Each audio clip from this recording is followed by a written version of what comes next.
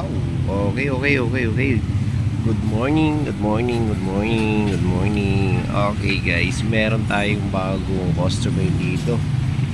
Ito nga pala guys, ay single. Okay, galing na rin siya sa ibang mekaniko, no guys. Ayan. Ayan. Ubad na lahat. Sinukuha na rin siya nung ibang mekaniko. Hindi rin makita yung sakit. Pansinin mo guys, dalawa na yung kanyang throttle. Ayun yung napalitan na daw lahat. Bakit pa rin ayaw pa rin umandar? Okay. Dalawa na rin yung controller niya. Ito yung luma niya. Tapos ito yung bago. Okay. Tapos ito na rin. Yung unang tumingin nagpabili ng bagong motor. Ayan, kaya ito yung standard niya, yung luma, dinala na rin yung bago. Okay, ang customer nga pala natin guys, taga Asinggan, Pangasinan. Okay. Ayan, shoutout mga taga Asinggan. Ayan guys, e-bike niya. Okay, nakalas-kalas na. Okay guys, pero bakit daw ayaw umandar no e-bike? Samantalang bago na lahat. Tapos pagsusiyan mo naman, goods naman lahat, wala namang problema yung battery. Okay, ayaw lang talagang umandar, no? Okay. Ayan, wala na pa rin naman lahat. Okay, wala tayong problema dyan. Ngayon, ang problema natin, paano natin to papaandarin. Paduguan to guys, paduguan lang. Kasi kapag sa mga lahat naman ng e-bike, no? Pag nasira naman ang isa, madali mong hanapin. Kung hindi dito sa throttle at maganda naman ang battery mo, possible accelerator. Kung ayaw pa rin sa accelerator, punta ka dito sa controller. Okay. Kung hindi naman controller, sigurado motor, no? Pero lahat kasi yan napalitan na. So bakit ganon hindi pa rin nakuha nung unang gumawa yung sira? Tustusin talaga, makikita na yan dyan sa tatlong yan. Pwede ka nang bubuo talaga. Accelerator, yan, controller, tapos motor. Pleto ka na, buo ka na. Pero bakit hindi niya pa rin nakuha? Ngayon guys, pag mga ganyang usapan, kaya din siguro biniyak din tong mga wire harness niya. Iniisa-isa niya, siguro sakit na rin siguro ang ulo nun. Kaya i-give up na lang din. Okay, sige guys. Okay.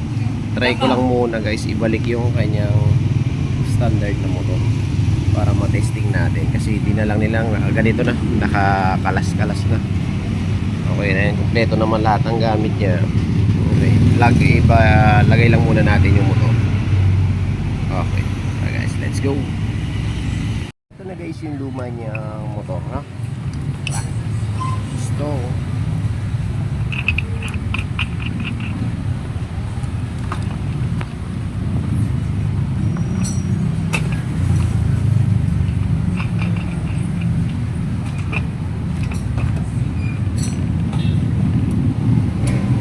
hindi muna natin gagamitin yung bago niyang motor, no? I-ano muna natin, try lang muna natin yung luma. Ang totoo ba yung sinasabi? Bago na lahat, hindi pa rin naangkat.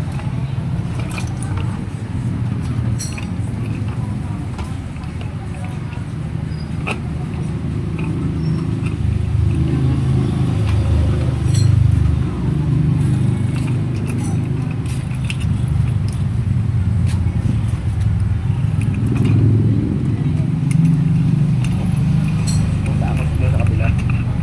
Mga ginapay. Pinahinang ko muna yung radyo nila. Nakiusap ako. Pahinaan muna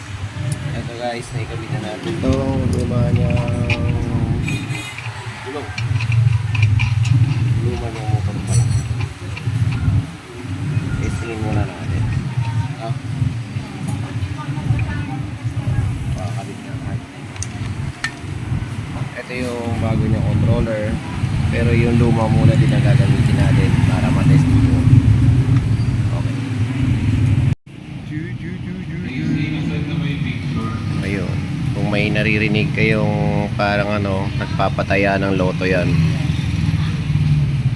Okay. Okay, shout out nga pala sa Bang Tinapay. Pinahinaan nila yung radyo. Okay.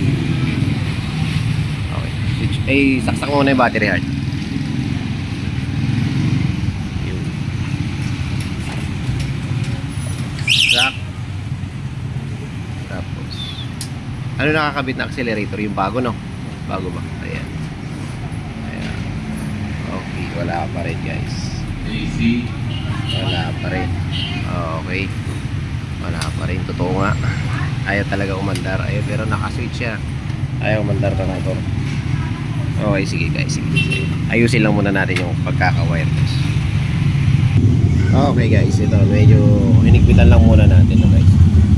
Okay. Ito yung wirings niya. Puro luma muna. Balik mo muna heart yung ano, yung standard niya ano. Okay.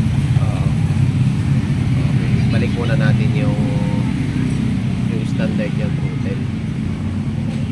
Mag-upisa tayo sa umpisa.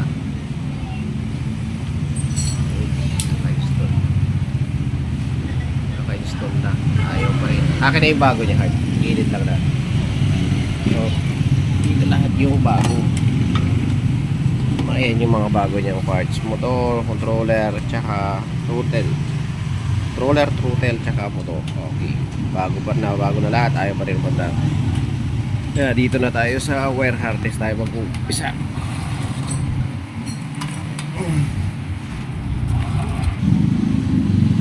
Pag ganitong scenario guys, no, ito yung accelerator mo, line ng accelerator mo, hindi na natin gagalawin tong kabilang linya kasi goods naman yung kabilang linya, no?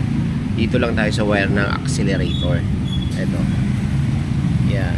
Ayan yung linya niya papunta dito. Ayan, papunta buhol-buhol na mundo. Papunta dito sa kabila. Ito, papunta naman dito. Ayan, papunta dito. Ngayon, ito yung line ng motor niya. Ngayon, yung accelerator niya, hanapin natin. Ito yung line ng accelerator niya. Okay. Dito tayo mag-concentrate, no? Okay. May mga electrical tape na rin. Okay, yan guys. Guys, tara, start na tayo ng re-wirings. Okay, ito na yung wirings nyo.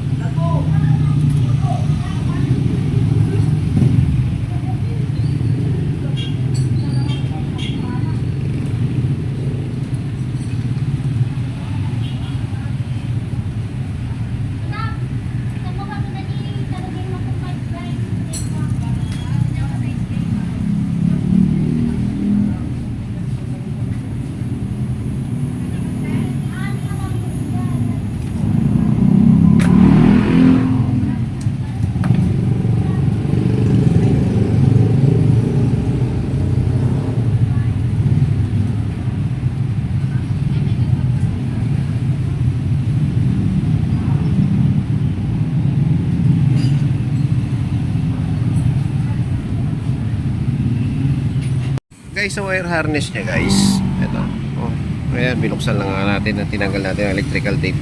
Ngayon guys, meron tayong nakita guys na nakakonekta dito siya, tapos medyo baluktot na yung wire niya, parang naipit, para siyang naipitan na gumaganyan na bumaligo yung wire. Ngayon, kinat na lang din natin.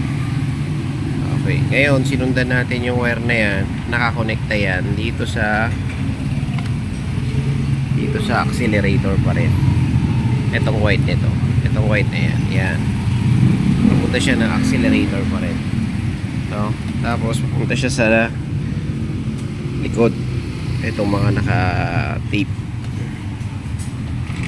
Oops, siya, itong naka tape. Okay, kinat natin siya. Tatry lang natin muna idugtong yung itong wire na to, itong white na to, kasi pinutulan natin yan kasi nakita natin dito nakabaluktot siya. Pero try lang din naman. Kasi pag mag-check kayo ng wire niya dito, kakapain mo isa-isa yan. Isa-isa. Tapos titingnan mo kung saan yung medyo parang naiipit o nabaluktot. So, ito guys, itong puti, nabaluktot siya kaya kinat ko na muna. Ngayon, nagtitingin pa tayo guys ng ibang nakabaluktot. Parang naipit, parang naipitan, parang ganun. Yan, mga ganyan guys. Kaya pag mag-check kayo ng wire harness, kahit naman na wala kayo, tulad ko, hindi ako gumagamit ng tester, dyan ako nakadepende. Parang mas challenging para sa akin yung gumamit ng ng wala akong tester. Kanya-kanya naman din kasi yung mekaniko. Yung iba may tester, yung iba wala. Kahit anong mekaniko. Ayan. Check lang muna natin. Okay, wala naman na tayo iba nakita. Ito, check muna natin pagdugtongin.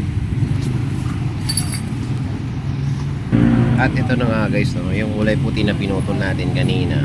Ngayon, ita-try lang natin. Pinagdugtong lang muna natin saglit kasi hindi naman tayo sure kung yan na nga talaga, kung bakit ayaw. Kaysa naman yan, ang dami yung pinabili ng ibang mekaniko. Tingnan lang natin, try lang. Switch mo nga hard. Okay, yun, nag-switch na. Okay.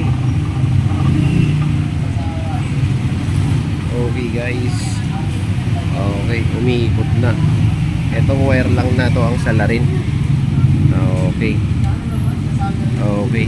Etong naipit na wire lang dito. Kasi dyan nakasuksok yung wire harness. Papunta dito sa ilalim, pasilo, papunta dito sa controller. Okay. Ngayon guys, sayang. Dami.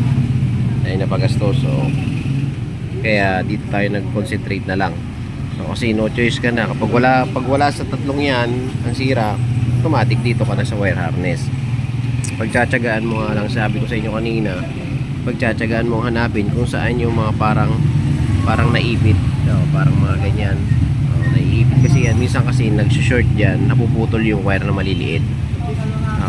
Kahit nakabalot yan, minsan talaga nagkakat. Tulad yan. Isa lang yan, nakatama pa dito. Ayan. Isa pang hard. Okay. Goods. Ito lang palang salarin. Okay. Okay guys. Okay, tara. Balik muna natin guys sa dati niyang ayos to guys. Bago natin tapusin ang video na to, yan muna natin.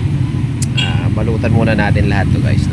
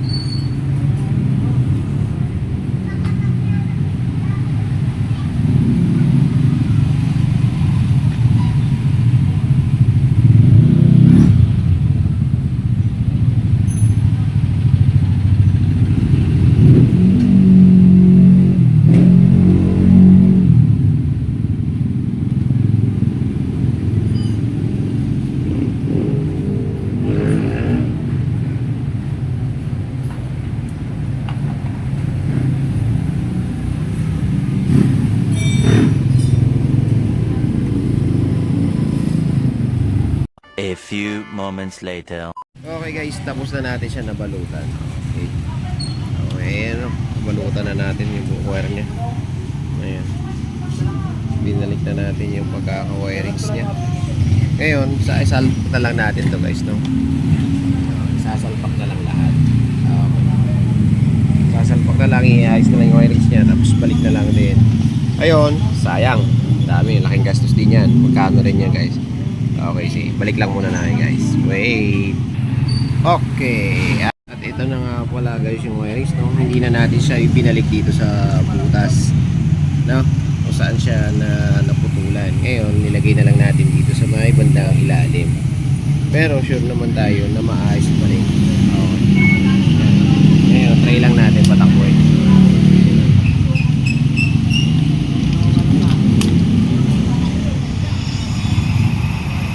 Okay guys. Okay. Mamaya road test na lang ito guys. Road test na lang natin ito maya na konti. Headlight na lang ibabalik. Okay guys. Yan. Okay. Sayang naman yung mga pinabili. Okay guys. Nakatipid na naman sa atin si customer. Kaso napagastos dito sa mga pinabili sa kanya. Oh. Ayan. Babalik lahat sa kanya. Yung pala simpleng wire lang din. Guys. Okay guys. Sana nakatulong tong simpleng video kong to. Right. Save. Power. Peace out. Okay, ito na siya guys. Goods.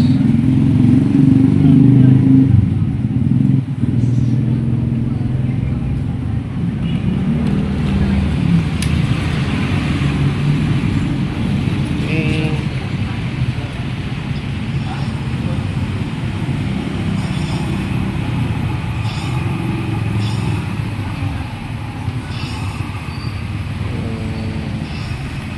Power.